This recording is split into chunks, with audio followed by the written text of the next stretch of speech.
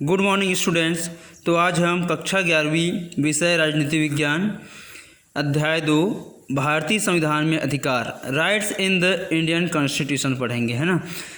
संविधान हमें केवल सरकार के विभिन्न अंगों की संरचना और उनके पारस्परिक अंतर संबंधों के बारे में ही नहीं बताता, है ना। जो संविधान है वो सिर्फ हमें सरकार के अंगों की संरचना और उनके बीच अंतर संबंध जो होते हैं उसके बारे में ही नहीं बताता है, बल्कि यह एक ऐसी लोकतांत्रिक व्यवस्था की स्थापना करता है जिसमें सभी व्यक्तियों को चहुमुखी विकास हेतु कुछ अधिकार प्राप्त होते हैं। इस अध्याय में हम भारतीय संविधान में निहित मौलिक अधिकारों का अध्ययन करेंगे, है ना। इसमें भारतीय संविधान द्वारा बताए गए दिए गए मौलिक अधिकारों के बारे में हम पढ़ेंगे। इस अध्याय में आपको निम्नलिखित बातों का ज्ञान होगा। तो पहला है मौलिक अधिकार क्या है, इसके बारे में हमें, है ना, जानने को मिलेगा। भारतीय संविधान कौन कौन से मौलिक अधिकार प्रदान करता है, हम ये पढ़ेंगे। मौलिक अधिकारों को कैसे सुरक्षित किया जाए, है ना, कैसा किया जाता है सुरक्षित, उसके बारे में पढ़ेंगे। मौलिक अधिकारों की व्याख्या व सुरक्षा करने में न्यायालय की क्या भूमिका रही है, इसके बारे में पढ़ेंगे, है ना। राज्य के नीति निर्देशक तत्व क्या है, मौलिक अधिकारों तथा राज्य के नीति निर्देशक तत्वों में क्या अंतर है, ये पढ़ेंगे। और नागरिकों के मूल कर्तव्य, है ना, उनके जो मौलिक कर्तव्य होते हैं उनके बारे में हम पढ़ेंगे। तो सबसे पहले हम मौलिक अधिकार पढ़ते हैं ना, फंडामेंटल राइट्स। तो प्रत्येक मनुष्य में अंतर्निहित कुछ शक्तियाँ होती हैं। इन शक्तियों के विकास से ही मनुष्य के व्यक्तित्व का सर्वांगीण विकास होता है। हर मनुष्य में अंतर्निहित शक्तियाँ होती हैं, है ना, और इन शक्तियों के विकास से ही उनकी सर्वांगीण विकास होता है। इन शक्तियों के विकास के लिए मनुष्य को कुछ स्वतंत्रता और सुविधाओं की आवश्यकता पड़ती है। सुविधाओं की प्राप्ति के लिए मनुष्य समाज से कुछ मांग करता है ना, और समाज द्वारा स्वीकृत ये मांग अंततः अधिकार कहे जाते हैं। अधिकार को परिभाषित करते हुए प्रोफेसर लास्की ने कहा है, अधिकार सामाजिक जीवन की वे बुनियादी परिस्थितियां हैं जिनके बिना साधारणतः कोई मनुष्य अपना पूर्ण विकास नहीं कर सकता, है ना। प्रोफेसर लास्की ने क्या परिभाषा दिया है, अधिकार सामाजिक जीवन की वे बुनियादी परिस्थितियां हैं जिनके बिना साधारणतः कोई मनुष्य अपना पूर्ण विकास नहीं कर सकता।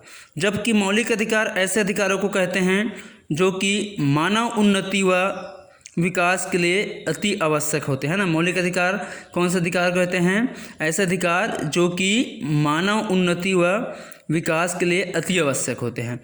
इनके अभाव में मानव अपना सर्वांगीण विकास नहीं कर सकता, ना। मनुष्य को अपने सर्वांगीण विकास के लिए उनके पास मौलिक अधिकार का होना आवश्यक है।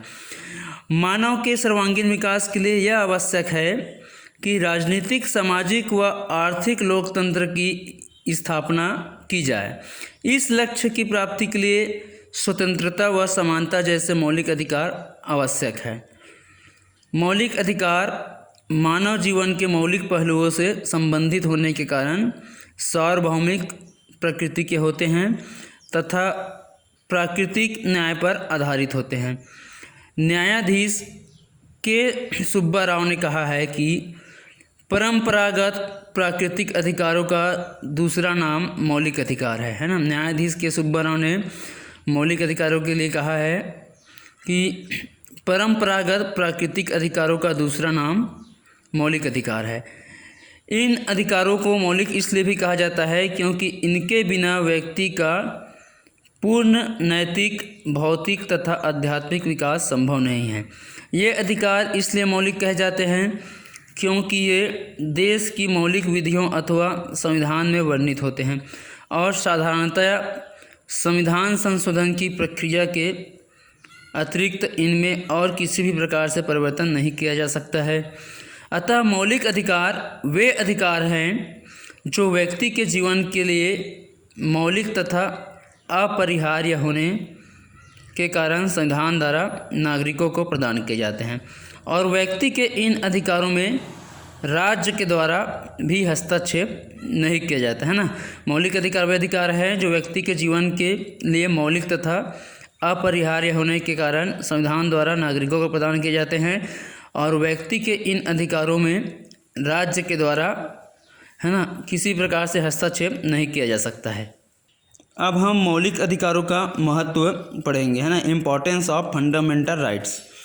भारतीय संविधान के अनुसार मौलिक अधिकार जहाँ तक एक ओर नागरिकों को कल्याण, न्याय और उचित व्यवहार की सुरक्षा प्रदान करता है ना, वहीं दूसरी ओर सरकार की निरंकुशता पर रोक लगाते हैं।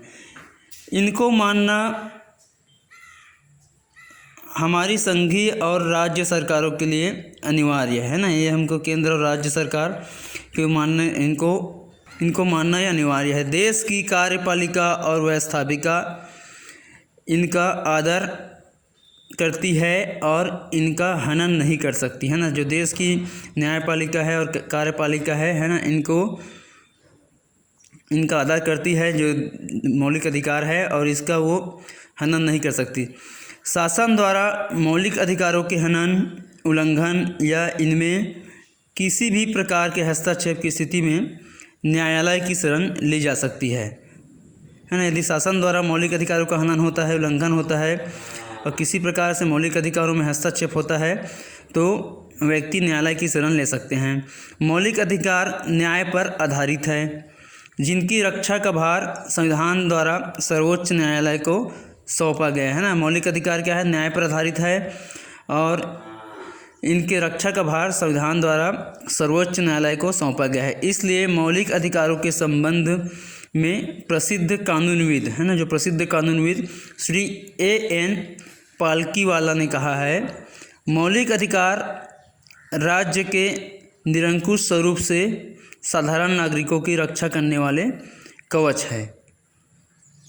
इस प्रकार मौलिक अधिकारों की व्यवस्था का उद्देश्य नागरिकों की स्वतंत्रता में कार्यपालिका के अनुचित हस्तक्षेप तथा विधानमंडलों के बहुमत दल की मनमानी से रक्षा के साथ ही साथ देश में स्वतंत्रता और समानता पर आधारित राजनीतिक, सामाजिक और आर्थिक लोकतंत्र की स्थापना करना है। इसके अतिरिक्त मौलिक अधिकार नागरिकों के सर्वांगीण विकास के लिए उचित वातावरण एवं आवश्यक परिस्थितियां उपलब्ध कराते हैं और शासन के प्रत्येक अंग को उसके कार्य क्षेत्र तक ही सीमित रखकर प्रशासन की निरंकुशता को सीमित रखते हैं। अतः मौलिक अधिकारों को भारतीय संविधान की आत्मा और हृदय भी कहा जा सकता है ना। मौलिक अधिकारों को भारतीय संविधान की आत्मा और हृदय भी कहा जा सकता है। तो ठीक है डियर स्टूडेंट्स, है ना, नेक्स्ट वीडियो में हम मौलिक अधिकारों की विशेषताओं के बारे में पढ़ेंगे। Thank you.